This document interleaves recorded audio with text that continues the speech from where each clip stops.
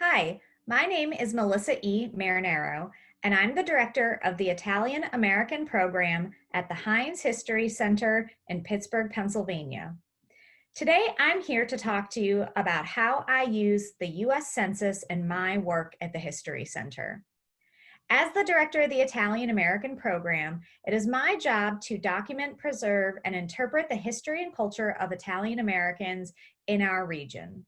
We do so by building a permanent collection of material culture that we share with the public through exhibitions, educational outreach, public programming, and publications. 2020 is a census year, and it's also a very special year for the Italian American program as we celebrate 30 years of documenting the history and culture of Italian Americans in Western Pennsylvania. I use the census in many ways in my role at the Heinz History Center.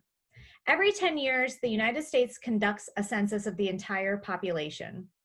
In the immediate future, the census will be used to determine congressional representation and allocate billions of dollars in federal funding, which support schools, hospitals, infrastructure development, and other community-based services.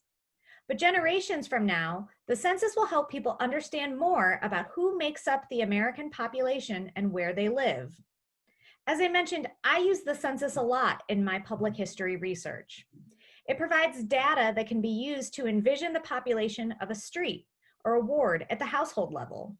You can see all of the individuals living on the street and how many people per household, which will give you an idea of how congested a household or a block may be.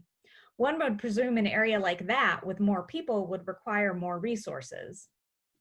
If we look at the US Census over the course of several decades, we can learn a lot about the movement of people within America. In the Italian American experience, there's often migration within the United States because very rarely did an Italian immigrant settle in the first place they landed in America. In 1910, a family might be living in one neighborhood and by 1930 have moved to a different housing situation in the same neighborhood, a couple of neighborhoods over, or another town. In some situations, they may move across the state or to a new state. Today, what I'd like to do is use my family as an example and go through 4 US censuses in order to track their story. So what I'm going to do right now is I'm going to share my screen with you, and I'm going to show you what we can learn from the US Census.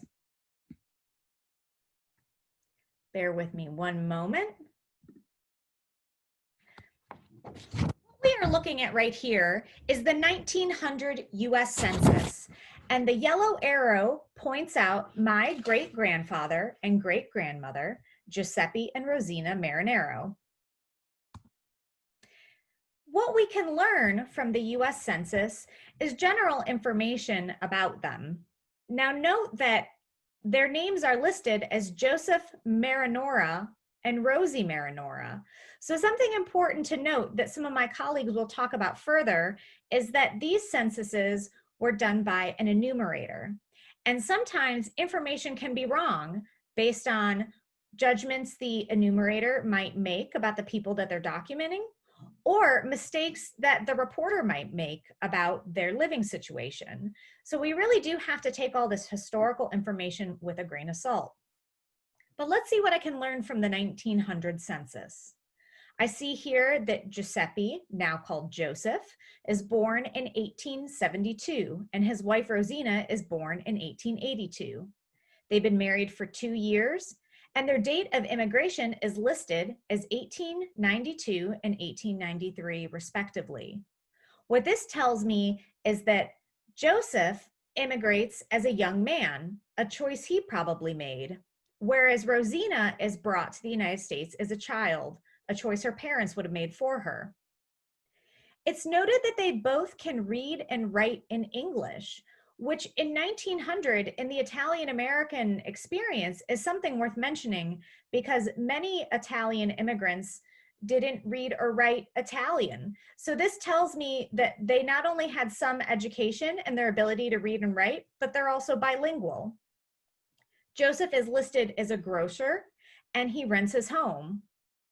I can also see from the census that they're living next door to someone named Carmen Marinora. I know from my own family history that this is Carmen, Giuseppe's older brother, and he's there with his wife, Edith, who I notice is not only born in Pennsylvania, but her parents are born in Pennsylvania as well. In 1900, seeing marriages between immigrants and non-immigrants isn't as common in the Italian experience. So this is something worth noting. Now I find my great-grandmother and great-grandfather in the 1910 US Census. I should mention that at this moment they are living in Winslow Township, which is a township in rural Jefferson County. For those of you outside Pennsylvania, a town you may recognize from that county is Punxsutawney. So what do I learn here from the 1910 census? I can see that there are now 3 children in the family. And I also get the extra information that Rosina has had 4 children since 1900, but only 3 are living. So there has been a death in the family. Now it's listed that Rosina's date of immigration is 1888. So as a historian, I'm going to take note of the fact that we now have a different date.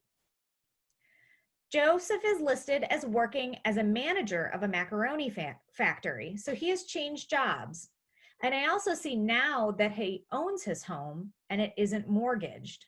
So there has been a change in the socioeconomic status of this home or this family, because now they have equity and they own a home. If I go to the 1920 census, I'll notice that my grandmother, great-grandmother, and great-grandfather are now living in Reynoldsville, Pennsylvania, which is a town in Jefferson County, a little more populated than Winslow Township. Here I can see from the 1920 census that Rosina has had 2 more children, one of whom is my grandfather, Theodore Marinero. And now her date of immigration is listed as 1891. So clearly we have a lot of discrepancy, which tells me that possibly Joseph is reporting for Rosina and doesn't know her date of immigration, or maybe Rosina herself coming over to the United States as a child is unsure of what year she came with her family. A bit of new information that's really interesting to see is that Joseph and Rosina were naturalized as US citizens in 1898. So a new question in the census. This also tells me that the census is a tool where information might change in what we are asking for the population to report. It's worth noting that Joseph and Rosina naturalized very shortly after they immigrated. During this period, Italian migrants could declare their intent to become American citizens as soon as they landed in the United States, but they had to reside in the country for 5 years without any incident. I can see here that because they naturalized in 1898, that tells me that Joseph and Rosina didn't have intentions of going back to Italy, which many Italian migrants at the time did. I can also see that Joseph is now the owner of a grocery store, and the family has made a move to Main Street in Reynoldsville. And I'll talk a little bit about why that location is important later. Finally, I look at the 1930 census to see what I can learn about my great-grandparents. I can see now that Rosina is listed as the head of the household and is a homeowner. This would tell me that Joseph is no longer in the picture, and I know this to be true because in 1921 he passes away. I should also mention that the census, if I go back for a second, is in a different county. It's in Butler County, and they're now living in the town of Butler. So they have moved. Now Rosina's date of immigration is listed as 1884. So as a historian, this tells me I have to go back into the historical record and try to use other primary sources to track down her true date of immigration to the United States. A couple other changes I notice is that her son, Alfonso, has Americanized his first name to Alphonse. Now, this could have been the decision of the enumerator, but family lore tells me that this would have been a decision made by the family because they were very eager to Americanize. Her daughter, Marietta, is working as a school teacher. Another thing to note is if I look at the full page of the census, I will see that there is a man named Nick Marineri living on the street. Now, Marinero is not a very common name, so as a historian, I'm thinking there may be an error here, that possibly his last name is Marinero.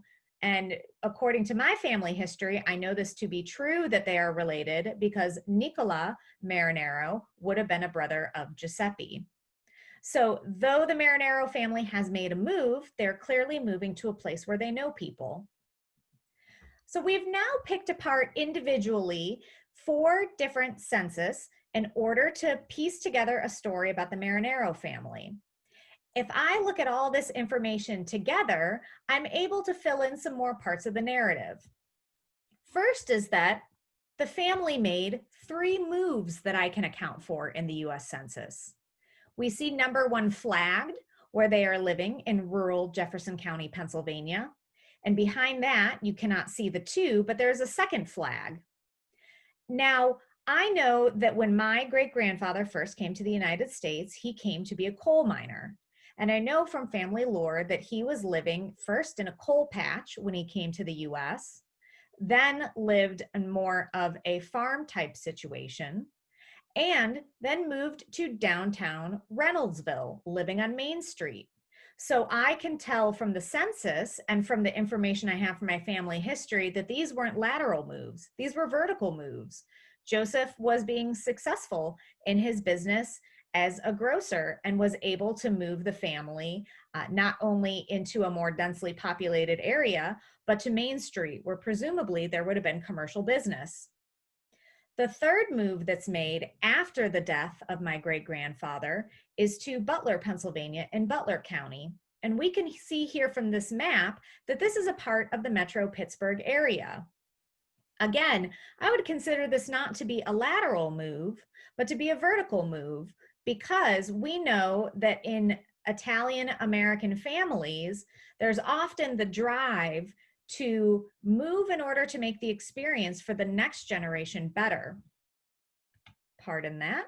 But I will tell you, I know this from family lore to be true because Rosina's decision to move was to try to get her children closer to resources like new job opportunities and schools. As I mentioned before, with the previous census of 1930, we saw that there are relatives living in Butler as well. So we know that Rosina is making a move that is going to be beneficial for her and for her children. One other thing that looking at the census records together tells me is a little bit about who the Marinero family is living with. So what I've pulled here from the 1900, 1910, 1920, and 1930 census is information about where the people were born and where their parents are born. So if we look at the first 1900 census on the left, we can see that the Marinero family is living in an area where we have native-born Americans from the state of Pennsylvania, we have Hungarian immigrants, and we have Italian immigrants. So this tells me that they're not living in an area that is exclusively Italian. They're living in a place where they are clearly having some exchange with people from other European countries and from the United States.